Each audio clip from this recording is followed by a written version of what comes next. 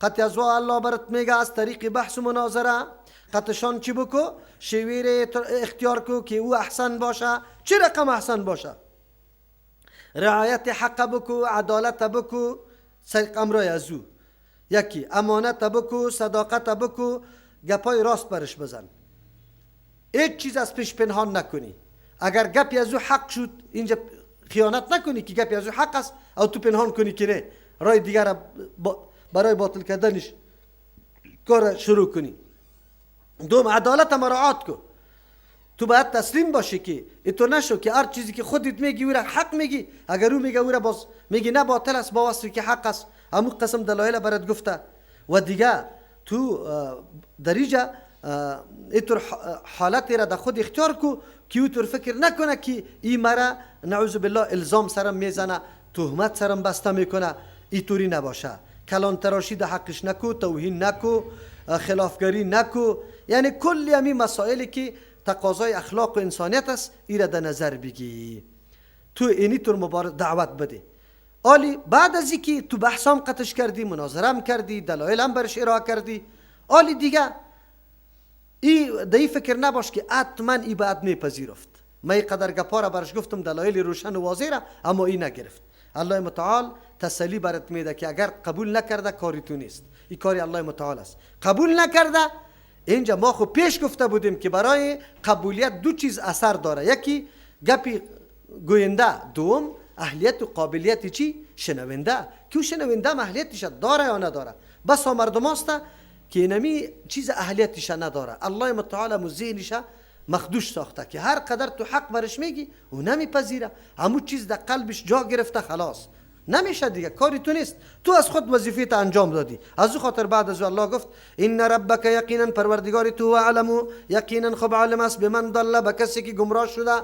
گمراه خود شده، الله گمراه نکرده شه، اسباب داده، اختیار داده برش، راههای هدایت برش واضح کرده، لیکن باز امور راه غلط ده پیش گرفته، خودش غلط استفاده کرده. عن سبیل از راه الله متعال و هو اعلم، الله خب علم است بالمهتدین، به کسایی که و هدایت یافته هستند. آلی در اینجا و این عاقبتم فعاقبو، یه گپ در سری زدن و کندن و دو زدن که میرسه او را بر ما درس میده. منظوری ما از حکمت که کدام ترجمه ها کردیم اینی ترجمه ها بود که مفسرین ذکر کرده. مراد از حکمت مداهنت نمیگه، مداهنت ای را میگه در دین خود سوس شدن برای دیگران. همین مسئله مداهنت ودو لو تدهنوا فیدهنون. پیغمبر علیه السلام الله متعال میگه که کفار بسیار دوست داره اگر تو یک کمی سست شوی، از دینت یک کمی تیر شوی، پس یام برات تیر میشه. و می آمدن به پیغمبر علیه السلام گفت فقط یک گپی ما را بپذیر، دیگر چی که میگی امی بتای ما را عاجز نگو که بیواس هستن، هیچ قدرت نداره و این غلط است عبادتش، همین گپ بند کن، دیگر چیزی که میگی. پیغمبر علیه السلام مداهنت نکرده. مداهنت ای را میگه یک امر دینی تا خود پایمال میکنی به همراهی دشمن، به همراه دشمن، ای را مداهنت میگه. الله رحم بکنه. امروز در مساجد ما بزرگترین علمای ما مداهنت میکنه، با مردم بدعت میکنه. 10 سال، چند سال؟ کاش که 1 سال و 5 روز 1 هفته خوب باشه. من در 1 ماه و در 1 سال هم ملامتشان نمیکنم. تا 1 سال هم اگر قطعی مردم دعای بیعت اجتماعی میکنه ملامتشان نمیکنم. اسقاط قطشان دوره میکنه، در ختمه قطش میره و ایگه پاره در 1 سال هم من ملامتشان نمیکنم. خو لیکن بعد از 1 سال خب باید تغییر بیاد یا نبیاد؟ چرا؟ تا 1 سال معرفت کاملی از این آدم به مردم واضح میشه، یکی اعتبارش پخته میشه، دو سوم تا 1 سال آدم اگر درس گفته باشه همین مردم خودش تقاضا میکنه که مولوی سبتی کارا رو غلط میکنی باید این را درست کنیم. نمیشه. 1 سال که تو سری مردم با دل سوزانه قرآن و حدیث درس بگویی، حاجت با گفتن تو نیست که بیا عملی کنیم. مردم میخیزه برات میگه که مولوی سبینی سنت است، چرا سنت عملی نمیکنیم؟ لیکن ما فعلا دمی کابلیتان مساجدی داریم که وقتی پرسان میکنید چند سالت میشه؟ 20 سال. دعا به هیئت اجتماعی امیالی هم میشه. چند سالت میشه؟ 20 سال. این اسقاطشان روان است در تویش. چند سالت میشه؟ 20 سال. مسجدش مسجد فاتحه خانی است، خودشان درش نشسته است. او روز جنازه بود، نه امروزی بارانی که رفتیم اونجا اونجا که گپا گفته شد بعد از دیگه هیاهوی شدم. من فاتحه خوانی و گپا را گفتم که قطعا در دین نیست. کسی مرد باشه یک سند پیش کنه. این سالون فاتحه خوانی و مردم که به نام فاتحه خوانی اعلان میکنه در کدام دین است؟ کدام کار است؟ یک هیاهوی قرآن مردم منع میکنه. قرآن برای خود جای داره، دوره خود هر جای خود گفته نمیشه. هر کاری ثوابه، هر کاری که مفید است. ما گمان امید داریم که پیغمبر یک کیشه برای ما ترک نکرده. ترک کرده یا گفته؟ خیر دسری مرده ها امی کارا را کرده؟ یک کسی سند برام بده باز بعد از او قطشان چی میکنیم؟ اونطور نمیشه. دیگه ایرم ملاهای امروزی ما به نام چی یاد میکنه؟ مداهنت. قطع قوم کارای بدعت شرک انجام بده. بگو جنده را دسری قبر چی که؟ بالا. نو از پاکستان آمده بودم. چند وقت بعدش نوروز بودم.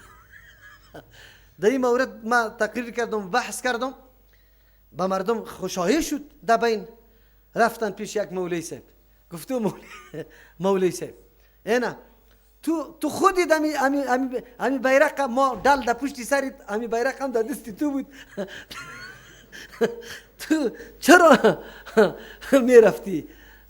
الله برش اجر بده. عالم واقعا عالم حق پرست قطعا گپا گفت بالکل من خطا شده بودم نمیفهمیدم امی گپا. گفت خیر چرا اولیدت میکنی؟ گفت مولوی صاحب مهمان کرده بود. مرا راستی مولوی صاحب مهمان کرده بود. مرا گفت که مولوی صاحب تو نوروز رد کردی؟ گفتم بله. چرا رد کردی؟ من گفتم این نارواست، حرام است. دم خانه کم نشسته بودیم، کتاب خانش بود. من گفتم احکام القرآن للجساس اونجا معلوم میشه، تو را بیار، فتاوی شامی تام بیار. مرقات هم از پیش طرف کردم، 3 کتاب برش باز کردم، گفتم بخوان. الله اجر بده شک کی میخواد اینطور میکرد.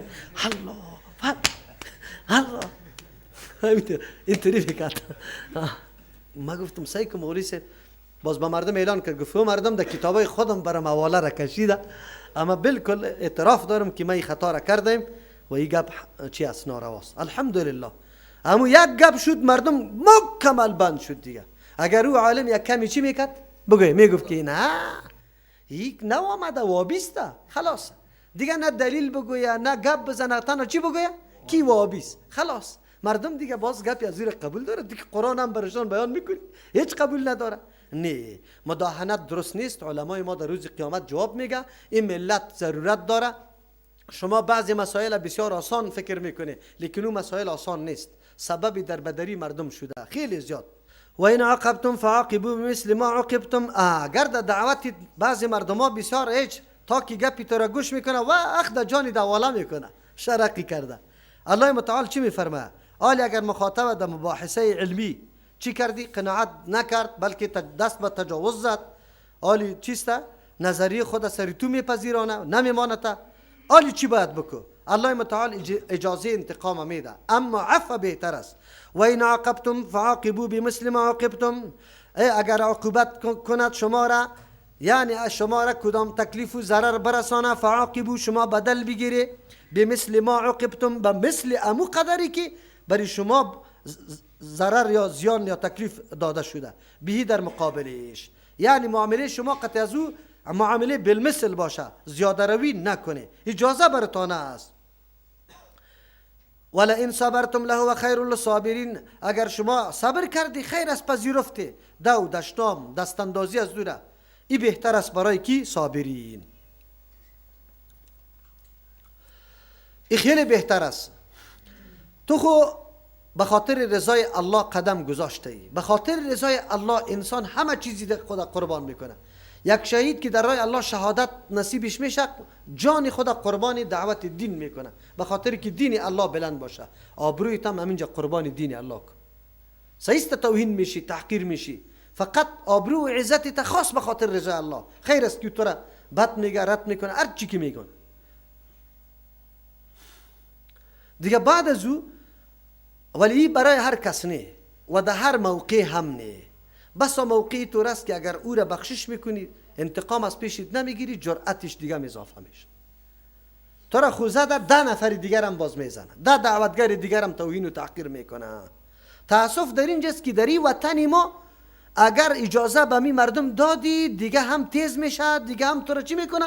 توهین میکنه. مشکل اینجاست. این در موقعی است که میفهمی که به بخشش ما استفاده سو مخاطب نمیکنه. در اون صورت باز دیگه تو صبر بکو و از الله متعال اجری طلب کو. خیر است که آبروی ریخته. چرا؟ فهو خیر للصابرین الله گفته. چرا؟ بسا اوقات امی سکوتی تو یک قمچینی بزرگ است که در فرقی و مردم میخوره. آنقدر متاثر میشه که گپای تو دعوتای تو کلش یک طرف، امی یک ترک چیست انتقام دیگه طرف. او مخاطب خود به خود دوش میگه که عجیب است این مردکه خیرخواهی مرم کرده رو توهینشم میکنم تحقیرشم، اما چقدر حوصله داره که همه گپا را میپذیره. قطع خود سنجش میکنه، میفهمه که یقینا این آدم به حق است، حتما خودش پشیمان میشه. اما اینمی فکر و اندیشه فعلا در این عصر خیلی کم است. بسیار کم مردم باشه که از همچو عدم انتقام گیری یک برداشت خوب داشته باشه. در وطن ما شما که هر کس تو موقع دادی، سابق اگه دستی تمیده کرده بود آلی دو دستی تمیده میکنه. اگه سابق تو را تنها چپیلاق زده بود این دفعه قتل میکنه تا. ایطوری موقع باز که میفهمی که از اینمی عدم انتقام ما ای فایده غلط میگیره، سببی دردسر دیگرها هم میشه، باز انتقام تا باید بگیری. کسی که باز در اینطور موقع انتقام نمیگیره یه مجرم شناخته میشه. چرا که امو ظالم چی کردی؟ قوت بخشیدی. تو باید قوت نبخشی، آرام ننشینی، در مقابلش عکس العمل بکنی، اما از حد تجاوز نشوه. به اندازه که تکلیف برات داده به مو اندازه تکلیف برش برسان. واصبر و ما صبرک الا بالله. اگرچه مخاطب پیغمبر علیه السلام است و یک تعداد مفسرین میگه که این حکم برای دیگه دعوتگران نیست، تنها برای پیغمبر است. چرا؟ پیغمبر برداشتی کارا را داشت، ما نداریم، ما بسیار ضعیف هستیم، اما رسول الله صلی الله علیه وسلم این کارا را برداشتش داشت که هر قدر تکلیف و رنج و سختی سرش می آمد بازم برداشتش داشت. ما نداریم. اما نه، اصل حکم عام است، به هر دعوتگری حکم است. خواه دعوال سری فرستش رسول الله صلی الله علیه وسلم قرار داره. واصبر و ما صبرک الا بالله. صبر بکو، کنترل کو تمام خواسته های تا. نفس تو را بالا میکنه، خصوصا در این طور مواقع دعوت شیطان انسان خیلی زیاد تحریک میکنه. تو برات میگه که تو سعی کو خیرخواهیش میکنی، تو را توهین کرده، باز دیگه هم نه، این زن گفته دو زده، این اینطور کرده، تو را دیگه خواب مشتعل میسازه که باز در حد میرسانه که مو حد هم مراعات نمیکنی، در جای یک بوکس چند 10 بوکس اولا میکنی. اینطوری میکنه. از او خاطر صبر، از صبر کار بگی، صبر مفت نیست. صبر قیچی میشه. و ما صبرک الا بالله. نمی باشه صبر تو مگر به الله. به الله چه رقم صبر میشه؟ ما میگیم که این کار به خاطر چی کردم، امی گپا را به خاطر کی گفتم؟ الله. الله حقی مرا ضایع نمیکنه. بس پشتیبانی بزرگ برات پیدا میشه، قلبت اطمینان پیدا میکنه. در هر موقع صبر بدون الله نمی باشه. انسان که صبر میکنه به می خاطر که وقتی میبینی که الله متعال انتقام مرا میگیره و الله اجر مرا ضایع نمیکنه، بس تسلی دلت میشه. صبر توسط غیر از الله به دیگه کس نمیشه. و ما صبرک الا بالله به توسط کلمات حصر است. نمی باشه حصول صبر تو، توفیق صبر تو مگر با کی؟ با امرای الله. الله تو را صبر میده، غیر از او داده نمیشه. یک، ولا تحزن علیهم. با ایمان آوردنشان و با آزار و اذیتشان که تو را آزار و اذیت میده غمگین هم نشوی. چه معنی غمگین نشوی؟ یعنی هنگامی که تمام زحمات مشکلات در راه دعوت و تبلیغ متحمل شدی، با کمال صبر و شکیبایی باز هم چیسته مؤثر واقع نشد در مقابل مخاطبت، آلی تو غمگین نشو. چرا؟ اگر غمگین شوی دو ثمره به خود در پی داره. یکی است که نعوذ بالله مایوس شدن است، دل سرد شدن از چی؟ دعوت. بیخی رای دعوت اعلام میکنی. یا است که اگر رای دعوت اعلام نکنی بسیار چیسته مضطرب و پریشان میشی، خیلی زیاد ورخطا میشی. نه، غم نکن. تو وظیفه تا انجام داده ای، در سر رسانده ای، حالی بعد از او که مخاطب بازم سرش تاثیر نکرده مایوس نشوی که چرا ایمان ناورد، چرا نپذیرفت. نه، دعوتت ادامه بدی مسلسل گرما گرم و مضطرب و پریشان هم نشوی که چرا ولا ما بسیار دعوت دادم چرا جور نشده. دوستای ما اکثر همینطور است، دعوت اعلام کرده چرا ولا زیاد برش گفتم ترجمه شروع کردم نشدن. تو دعوت ادامه بده، یک نفرم برات نشسته نباشه. ترجمه تا بعد از دیگر، بعد از شام، بعد از خفتن، بعد از صبحکی کدام وقت اعلان کردی درس حدیثی تا اگر کسی میشید اگر نه میشید کلگی میبرمد حدیثی تا پس کو اموتور گفته برو. حجت برای خود ثابت کن که یا الله ما قرآن ترجمه میکردم کس خو نمیشید، دلیل تو است. خب من یقین دارم که اگر ما یقینا به اخلاص درسش شروع کنیم ان شاء الله باز میبینی که درس چی برکتی داره. چقدر مردم، همون مردمی که مخالف است همون شاید بشینه او میشینه. الله متعال پیغمبر علیه السلام میگه لیکن این یک شیوه مبارزه با ماست، مایوس نشویم. ما زود مایوس میشیم. 3 روز که با کسی گفتگو کنیم که نشوه خلاص دیگه باز حتی بیخی دعوت اعلام میکنیم او برادر او نه قبول نکرده یک نفر دیگه خود قبول میکنه، یک جای دیگه خود قبول میکنه. نه، دعوت باید مستمر باشه، قطعا انقطاع نبیه. ولا تکو فی ضیق مما یمکرون، او تنگام نشوی، بی‌حوصله نشوی از آن چیزی که یمکرونه یا سازش‌ها جلو میکنه، نقشه ها را طرح میکنه. اینه با تمام این اوصاف اگر دشمن دست به توطئه چینی میزنه و میخواه که نقشه ها را بری تو طرح بکنه، دلتنگ نشوی که والا چطور میشه. دعوتی تو ادامه بده، نصرتی تو را کی میکنه؟ الله متعال میکنه. یقینا در روزگاری که احدی هم نباشه، پشتیوان هم نداشته باشی و او طرف جانب مقابلت بسیار زیاد است، تنها یک بویش تو را میترسانه، دیگر خود چی میکنی که عملا دست به کار شان یا نه. دمو طور موقعیم تو دلتنگ نشو، بی‌حوصله نشوی. چرا؟ الله نصرت میکنه. دمو ما بین مخالفین تو کسی پیدا شو که از تو دفاع کن. ما بین مخالفین این پیدا میشه. الحمدلله. یک موقع در کمپانی شورا جمع شده بود، 1000 طرف غروب پشت بود. میگه همین کسی که در مسجد ما بود روی دور داده بود کلگی، چرا این نمیکنیشه؟ چرا بند نمیکنیشه؟ الله متعال همونطور من میفهمم که قصدن از دل نگفته، خو الله در زبانش جاری کرده. میگه من قرآن الله را بند کردم میتونم. همین گپ که از دان برآمد چپ شد گفت مردم قرآن میگه.